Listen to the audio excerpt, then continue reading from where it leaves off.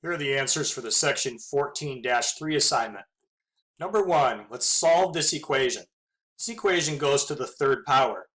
We're going to solve this by using synthetic substitution to find our first solution. So let's write the coefficients down. 1 from the x cubed, 4 from the x squared, 8 from the x, and then the constant's 5. Now we need to divide in a number that we think might be a root. It helps to think about what the possibilities are. If you look at the constant term, the factors of 5 are positive or negative 1 and positive or negative 5. If you look at the leading term, which is a 1 here, the possibilities are positive or negative 1. When we divide a number in with synthetic substitution, any rational number that works has got to come from this list. So one possibility would be a 1. But do you notice how all of these numbers are positive?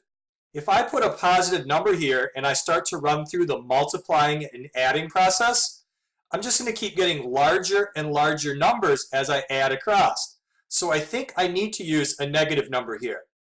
Let's try negative 1. Bring down the 1. 1 times negative 1 is negative 1. And this makes 3. This makes negative 3.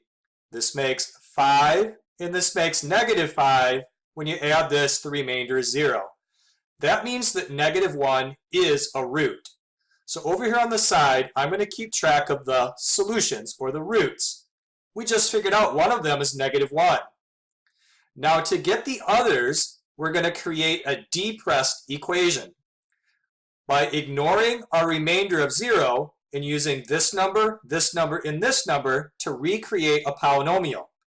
This is 1x squared, then plus 3x, and then plus 5. Let's take this depressed equation and set it equal to 0. This is called a depressed equation because its degree is 1 less than the degree of the original equation. And we can solve this using any of the methods that we know about, such as factoring if it factors, or quadratic formula, or completing the square. I can't think of any two numbers that multiply to 5 and they add up to 3, so factoring is not going to work. Let's use the quadratic formula. A is 1, B is 3, and C is 5. The quadratic formula is negative b plus or minus the square root, b squared minus 4ac, all divided by 2a.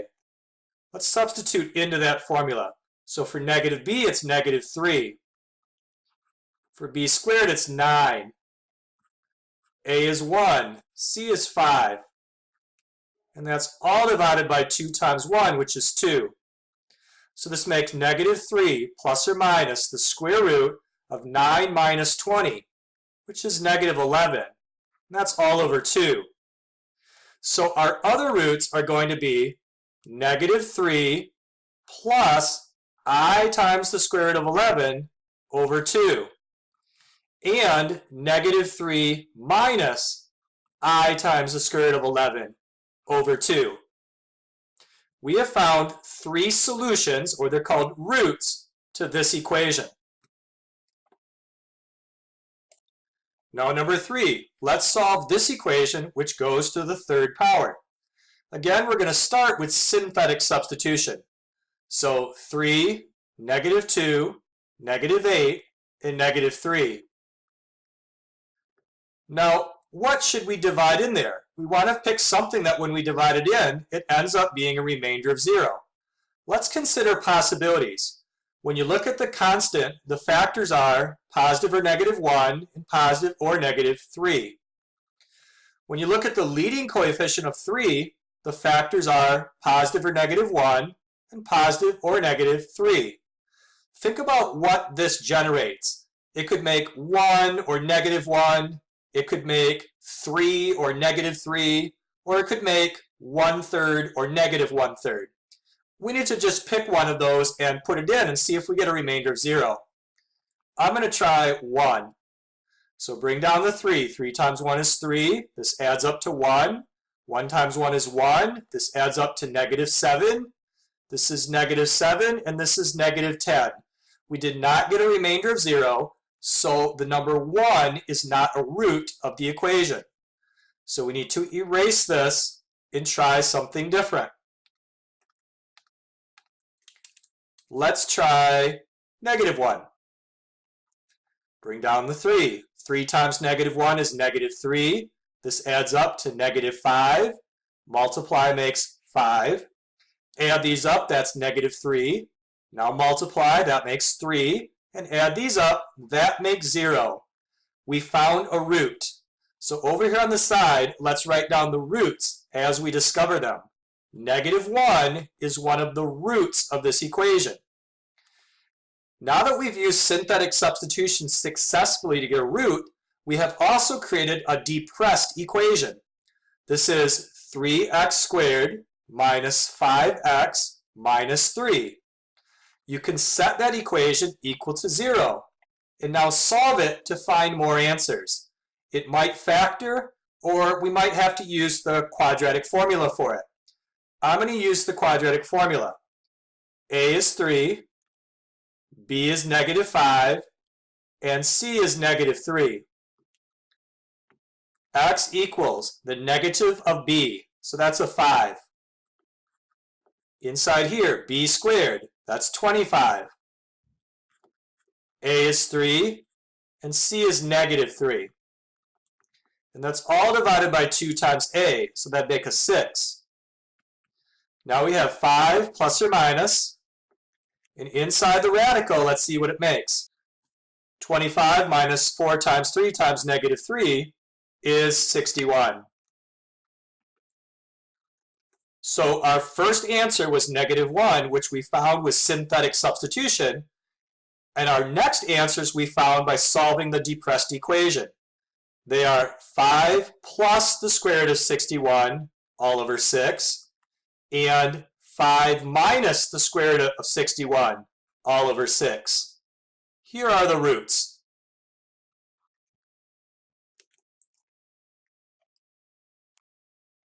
Next, number 5, we're asked to find the zeros. Finding the zeros of a function means the same thing as finding the roots of an equation. So let's write out the coefficients. 1, -1, -14, and 24. Now, what are the possible zeros? Let's use the rational roots test. Let's use the possible rational zeros test and consider factors of the 24. Positive or -1, positive or -2, plus or minus 3, plus or minus 4, plus or minus 6, plus or minus 8, plus or minus 12, and plus or minus 24. And those are all divided by the factors of the leading coefficient of 1, which is positive or -1. So notice that we have positive or negative any of those numbers that we wrote down. You just need to try something to begin with. I'm going to try 1 to see what happens. Bring down the 1. 1 times 1 makes 1. This adds up to 0. This multiplies to 0. This makes -14. This times this to -14, and this adds up to 10. So my choice of 1 didn't work. I did not get a remainder of 0. So we need to erase that and try something else. I'm going to try 2. Bring down the 1. This makes 2. 1, 2, -12, -24, and that makes 0. So 2 is one of the zeros. So over here on the side, let's write them as we find them. We found that 2 is a 0. By doing this, we've also can create a depressed equation. 1x squared plus 1x minus 12 equals to 0. Now solve this with any method you know. I'm going to use factoring. X plus 4 times x minus 3. In the first parentheses, we get x equals -4. And in these parentheses, we get x equals +3. These are the other two numbers that if you plug them in, it'll make 0. So let's add them to our list.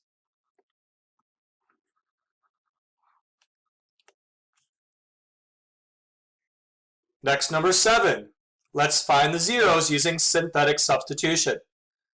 2, 7, 4, -7, -6. What should we put in there? Well, look at the factors of the constant term. Positive or negative 1, plus or minus 2, plus or minus 3, plus or minus 6. And what are the factors of the leading number? Plus or minus 1 or plus or minus 2. Take every numerator and put it on top of every denominator to create the possibilities.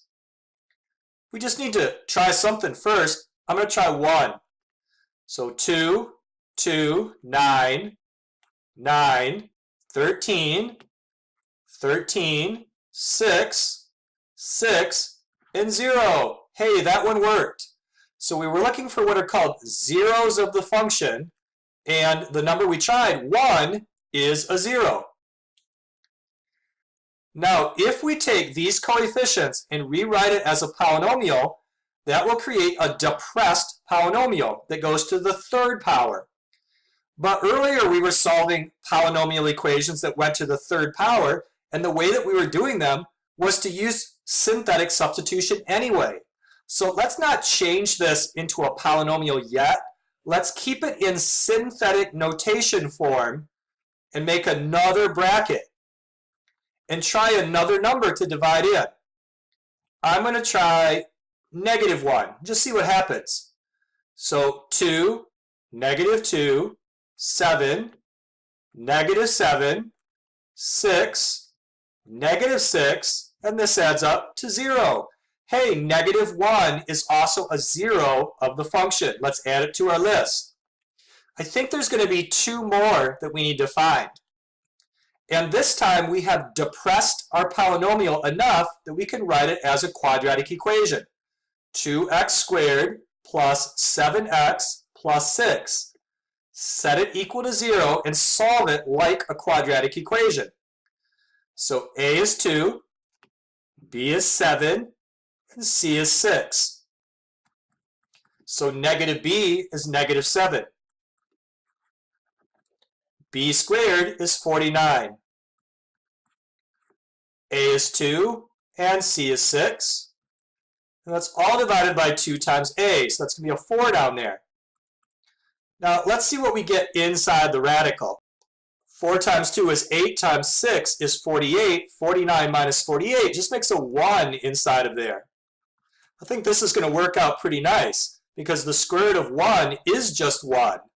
So we have -7 plus 1 all over 4. Or we're going to have -7 minus 1 all over 4. Now, what numbers do these really make? -7 plus 1 is -6, and -6 over 4 reduces to -3/2. -7 minus 1 is -8, and -8 over 4 reduces to -2. These are rational numbers, so they should have been in our list of possibilities. And yep, I do see 3 over 2, and I do see that if you go 2 over 1, that would make the -2. So here are our 4 zeros.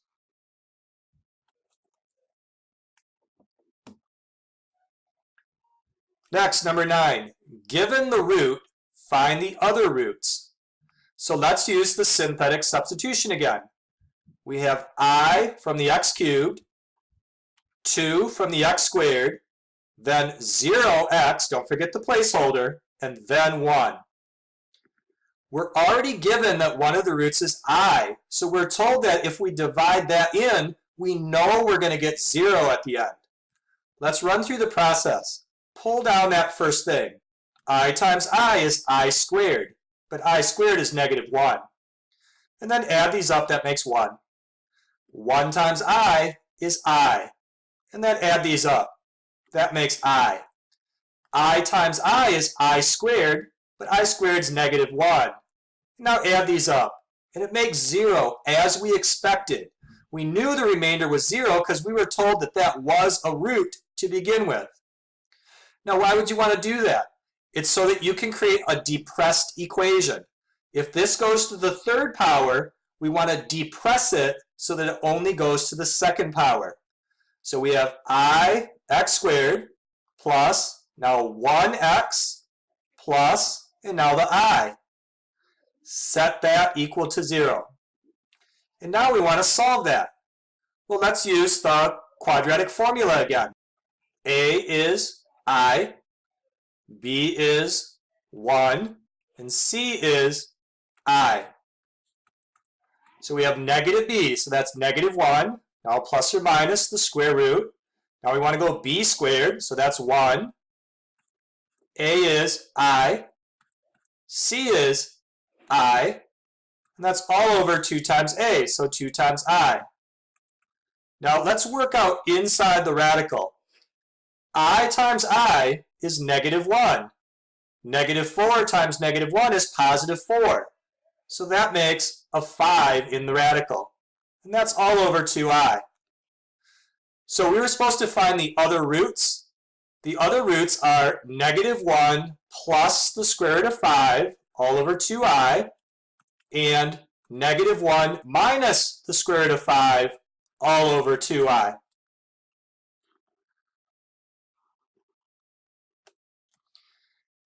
In an earlier section, we said that it's not simplified if the letter I is in the bottom. So we could multiply top and bottom by the conjugate to fix that. Now for the review. We were given a polynomial and we were asked to use synthetic substitution to find p of negative 1. So instead of directly putting negative 1 in for x and working it out, let's use the synthetic substitution technique. So 3, negative 2, negative 1, negative 4. And we're substituting negative 1. Let's run through the process. 3, negative 5, 5, 4, negative 4, negative 8. This last number is the answer. Next one, write polynomial p in this format. And we're given a value of r to put in with synthetic substitution. So let's do that.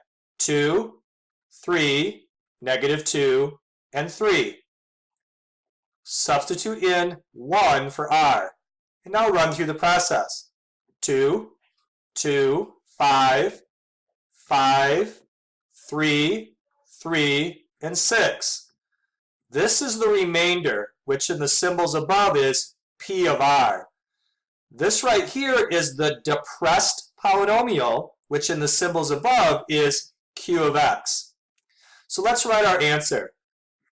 X minus the value of r, we used a 1, times, and now q of x, it's 2x squared plus 5x plus 3. And then we have plus the p of r. Here's the answer.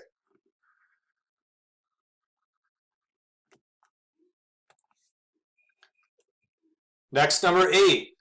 Take this 4-term polynomial and divide it by this binomial. But don't use long division. Let's use the synthetic technique. So 2, negative 7, negative 17, and 10. And divide by the value of r. Remember, the general pattern is x minus r. So the r is the 5. This 5 is also called a solution to the equation. The 5 is also called a root. The 5 is also called a 0. Okay, let's run through the process. 2, 10, 3, 15, negative 2, negative 10, and this makes 0. This right here is the remainder. So this is the p of r that's referred to up above. This right here can be used to create a depressed polynomial. That's the q of x using the symbols up above. So it said find the quotient and the remainder. Well, the quotient is 2x squared plus 3x minus 2. And the remainder is a 0. Now number 12. Is x minus 2 a factor of this polynomial? For x minus 2 to be a factor of this, when you use synthetic substitution and you divide in a 2 you have to get a remainder of 0. Because if 2 is a 0, that means that x minus 2 is a factor. Let's write out the coefficients. 1, 2, negative 5, negative 6. Divide in the value of r. That's 2. And run through the process. 1, 2, 4, 8, 3, 6, 0. Because we got a remainder of 0, that is a factor. Next, number 16. Show that negative 1 is a root of the equation. This is just like that last one where we were trying to show that something was a factor. Let's use synthetic substitution. 1, negative 5, negative 13, 53, 60. And we're going to divide in the number that we want to test out, negative 1. Bring down the 1, then multiply, add them, and multiply, add them, and multiply, add them, and multiply, and now add them. We got a remainder of 0. So because we got the remainder of 0, that shows that negative 1 is a root.